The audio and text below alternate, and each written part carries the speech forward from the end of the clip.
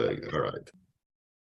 Okay, let's go on the record on, give me 1 second. We're going on the record on cause number. Oh, shoot. Do you have the cause number, Mr. Shelton? Yes, it's DC 19-12033. And that's Stevens versus Reyes. Is that correct? Yes, Your Honor. All right. We're here on a pretrial for a trial that's going to start tomorrow. I understand you guys have had an opportunity to conference. First off, let's deal with the motions in limine. Any objections to the plaintiff's motion in limine? No, Your Honor, no objection. Right. And I don't understand defendants don't have a motion in limine. Is that correct? That's correct, Your Honor. That is correct, Your Honor. I was going to make an oral motion for a leave to file the motion in limine. Mr. Shelton? Yeah, unfortunately, I told Ms. Campbell I'm easygoing, but here, the day before trial, I'm going to have to object to that. So why don't we just have an oral motion that your client won't discuss insurance? How about that? That's perfect. Thank you. So, Mr. Shelton, is That's that fine. correct? Yeah, absolutely. All right. So with that exception, you can we'll deal with the motions. Do we have exhibits we're going to pre-admit? Yes, Your Honor. All right. What exhibits the plaintiffs have? Plaintiffs we have an agreement on plaintiffs exhibits 1 through 11. Is that correct, Ms. Campbell? Yes, that's correct, Your Honor. And those are affidavits for records and billing, as well as some photographs of the plaintiff and defendant's vehicle. We have filed an amended exhibit list, adding exhibit 12, which is a dash cam video my client took driving the route of the wreck. We did not exchange this in discovery. I don't know why. There was a request for that. So I'm not attempting to introduce it as an exhibit, but more of want to use it as a demonstrative aid. And I've told Ms. Campbell, she narrates while she's driving this. I don't plan to use her narration. I just plan to show the video that is consistent with her deposition testimony about how she drives this route, because it's a lane dispute, whether she was in a turning lane and defendant was in the lane to the right, which is a straight only lane, and then turned, or whether my lady was in the turn only lane and defendant was in the turn straight lane and my lady went straight. That's the essence of the dispute. So 12 is just a demonstrative to show her testimony about how she drove the route. Ms. Campbell, do you have an agreement on that? No, Your Honor, we were objecting to number 12. That video was outside the scope of the discovery. We were just noticed of that on April the 6th. Why don't we discuss that tomorrow and we can deal with that. I'll show it to you, Your Honor, and you can make a decision there. I want to know, because I plan to use it in opening, if you're going to allow me to use it as a demonstrative. What about defendants? Do they have any exhibits? Let me Your Honor. No, there was not an exhibit list filed for defendants. I don't see an exhibit list. I would just refer to whatever documents Mr. Shelton has on his exhibit list. And then I understand there's some line and page designations questions, or what's the issue with that? I have no objection to those. I was just confused as to why they were filed, because I'm being told that the defendant, normally with Fred Loya, if they file page and line designations, it means they don't have a client that's going to be there. But they're telling me she's going to be there. I don't have any objections to what they filed. We discussed, Ms. Campbell and I discussed, if for some reason she is not there, we're going to go through her depot, remove any references to insurance, and just have the whole thing read at one fell swoop instead of cross designations. I think it makes it smoother. No objection. Okay, great. So let's talk tomorrow. So it sounds like this is a contested liability case. Is that right? Yes, right. Okay. And then the contested liability is, so we're going to have plaintiff and defendant both on the charge. Is that correct? Correct. I anticipate, yes. And then what are the elements of damage you're seeking, Mr. Shelton? Past medical expense for my client, and then she had both of her children in the car. They both went to one doctor visit. So we have those so past medical for my client and her 2 children, past pain and suffering and mental anguish, and past impairment for mom. No other damage elements for kids. Okay, so for mom, it's past medical, past pain and suffering, past mental anguish, past physical impairment. For kids, it's just past medical, is that right? Correct. PD's already been paid, so, and there's no wage component. Okay, perfect. All right, I'll put together the charge tomorrow. Just make sure we get started at 9 in the morning, and so just make sure you're there. And we're gonna. And I don't know, Ms. Campbell, if Mr. Shelton told you, I know there was Mr. Woods, I think, on this as well. Yes, sir. We had talked about delaying this trial to Wednesday, but both Mr. Shelton and Mr. Woods had said that they would prefer to just go tomorrow, that we're going to have kind of a long lunch break. And so because I have a CLE that I'm helping to teach with the new judges. And so we're going to just be aware that there's going to be kind of a long lunch break. And normally I don't like doing that, but it's just, this was scheduled a long time ago. Sure. All right. Anything else, guys? Nothing, Your Honor. Nothing further from defense, Your Honor. We'll see you tomorrow. See See you in the tomorrow. morning. Thank you. Judge. Okay, so our next hearing is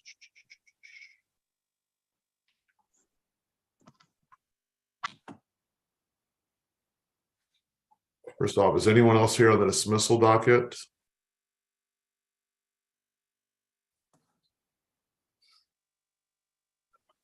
He's not working. What's the net? Okay, there it is. Anyone here on Saud versus Ibrahim? Yes, Your Honor. Cal Hamida for the plaintiff. And Trustee McKen for the defendant, Quilisi Holdings Company. All right, let's go on the record on DC 224220, Saud versus Ibrahim. Counsel, make your appearances. Cal Hamida for the plaintiff, Your Honor. Trustee McKen for Quilisi Holdings Company. All right, you may proceed. Your Honor, I think we do have an agreement that I will not oppose the granting of this motion. The defendants will reimburse my firm attorney's fees in the amount of $2,250, and we'll give you back the rest of your time. My client has agreed to that if the court is amenable, Your Honor. All right, give me a little, this is a motion for new trial, is that right? Yes, Your Yes. Honor. I can give you a quick spin. Yeah. Okay, so basically, Quilisi Holdings Company, they did file an answer. It was filed by the president of the corporation, and it was timely filed back in May of 2022. But thereafter, the plaintiff moved for a default judgment. Oh, I recall this. Post the answer. And then, to make a long story short, the client wasn't served with the notice of the hearing of the default judgment, never got any notice of anything. The default judgment that was entered by the court was mailed out pursuant to the rules, but it was mailed to the wrong address. I mean, the address, it wasn't the correct one in the cert of service that had been filed by the plaintiff, or the one that was on the answer filed by Quilisi Holdings. So Quilisi Holdings didn't find out till basically late January that a default had even been entered. That's the nutshell version, Your Honor. I can give you more details. No, I remember it now. Let's go ahead and give me an order on this, Mr. Hamida. Make sure that it says this hearing was heard at the beginning instead of on this date. To have it say this was heard on April 10th, 2023, and indicate that it's an agreed order. Will do, Your Honor. And Ms. McKenna, I don't know if you know this, but there's a trial setting on this case for October 24th. I did see that this morning, Your Honor, when I checked the court's docket, but thank you for telling me that. Okay. All right. You guys have a great rest of your day. I'm glad you guys worked this all out. Thank you, Your Honor. Thank you. You guys are excused. Thank you. Mr. Wiley, I guess is it. Mr. Wiley, what are you here for? Oops. Good morning, Your Honor. I think I'm early. I have a case status conference. I think it's at 10 a.m. I just found out. Let me see real quick. It's for the Rodriguez case. I can give you the cause number. Rodriguez, it's a scheduling conference. Yeah, it's scheduling conference. Yeah. So is that at 10 a.m.? Yeah, and there, we just need a scheduling order. Have you guys not submitted one yet? I don't think we have. I just found out about this, I guess, on Friday. So Okay. if that's all we need to do, I can just get with the defense. No, we'll need to meet with them just because Okay. we need to get a trial setting and everything. So, all right. So we'll, as soon as they get here, we will take care of this matter. Okay. Okay, sounds good, Your Honor.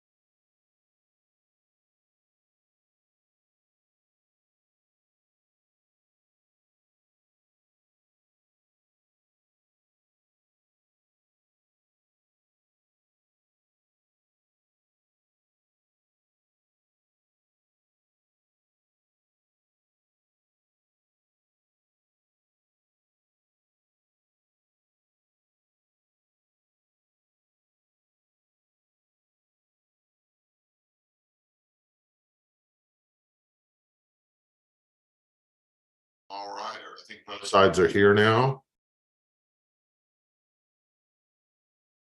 Mr. Wiley, Mr. Gonzalez.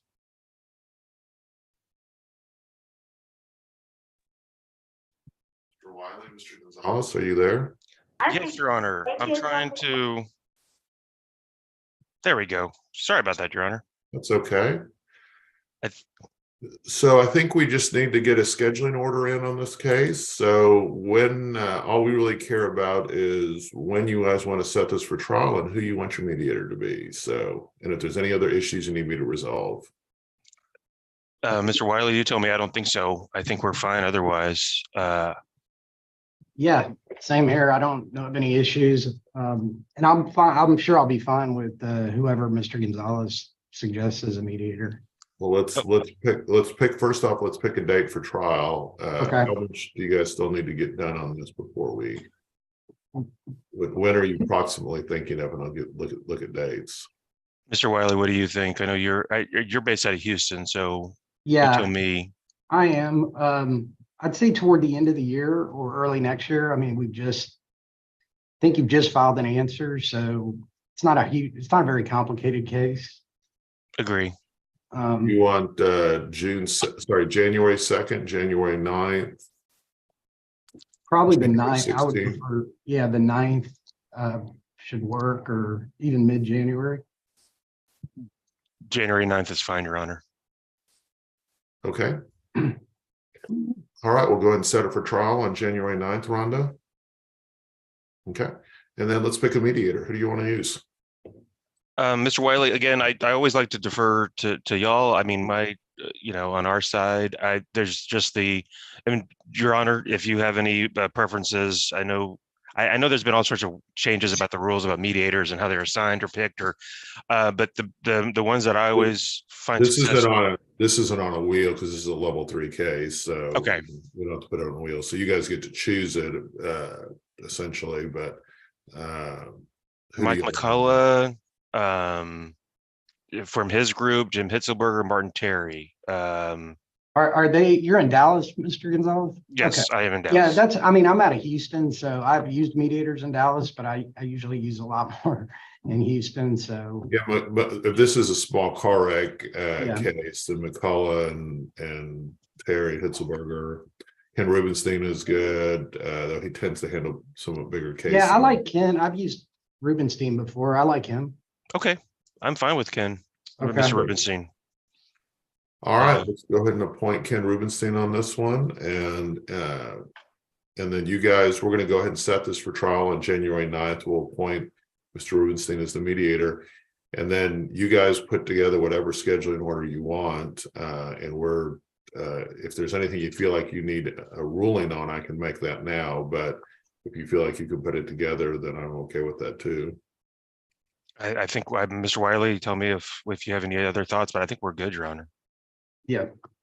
And and Mr. Wiley or the court, Your Honor, I have a form, a template, I think that's been used before in your court in Sure. particular, and it's very standard, Mr. Wiley. Yeah, just shoot it over to me. And since I got to everybody here, you, Mr. Wiley, I don't think we need any changes. I know it's level 3, but do you want to just go by the rules for, counter affidavit deadlines, expert designation? Again, it's not as complicated case, but I just want to make sure, since I got you here, if there's anything you want to do different. No, I think we just go by the rules, and if you want to send me the, proposed DCO, we can agree DCO. I'm sure we'll agree to it. Absolutely. Okay. Sounds good. Let's just get that into me as soon as possible and label it as an agreed scheduling order, and we will get this taken care of for you. Thank you, Your Honor. May we be excused? You may be excused. Have a great rest of your day. You too.